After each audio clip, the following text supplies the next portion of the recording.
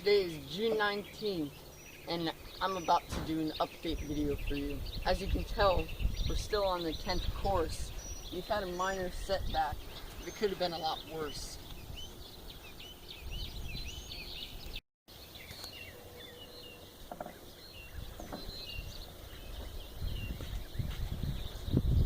So you might have noticed we have a lot of fresh dirt here.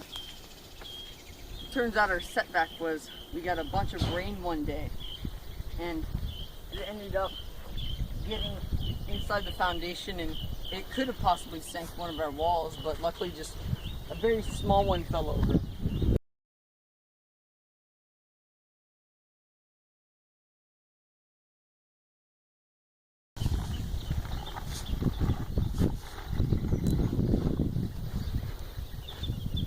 So this right here is the wall that fell over.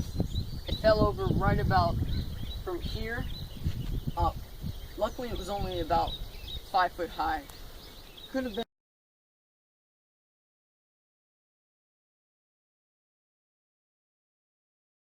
a lot worse. Could have been one of the larger walls. But instead all we did was we rebuilt it with a buttress. A buttress is basically a perpendicular wall that strengthens that wall. It's like an I-beam. So you might be wondering how we tied this buttress into this wall.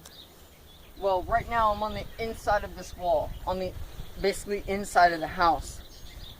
As you can see, this is the backside of one of the earth bags.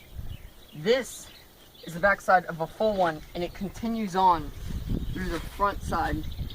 So these two are the same bag. So basically anchors in to this wall going to the other wall. As you can see, this is the part of the wall that did not fall down because we couldn't rebuild it and tied this part of the buttress in. So what we did was we put wires through the gaps in the bags, the small gaps in the bags, wired it through and attached it to the barbed wire that the next course sat on.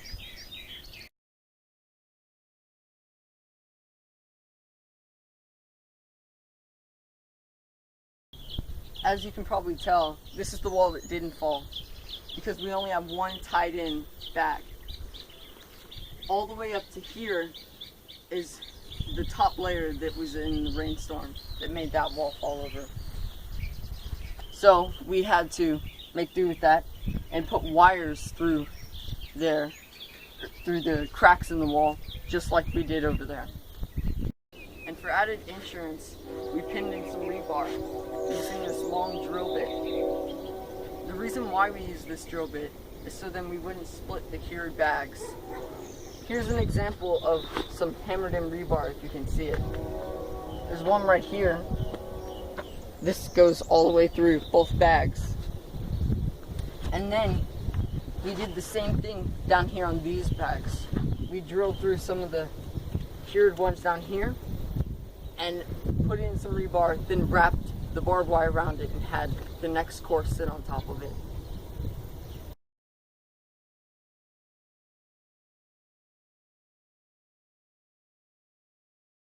The reason why it's taken us so long on the 10th course is because we've been regrading the landscape around the house. Wherever you see dirt were low spots and a lot of water was gathering there.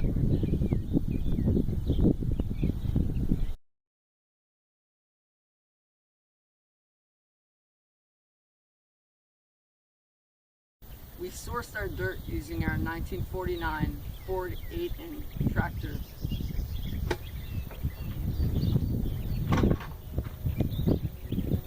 We dug up the dirt using our plow, which attaches to our tractor, and scooped it up using our dirt scoop.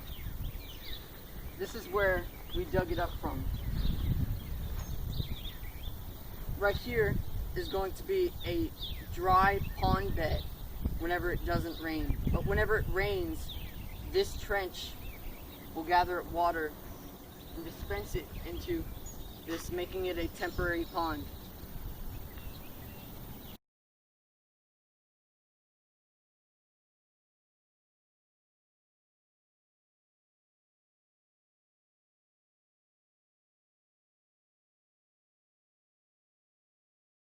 Additionally, we still have our sump pump, which has a French tubing running underneath the crushed concrete foundation, which will pull the water out and push it into the canal that leads into our temporary pond.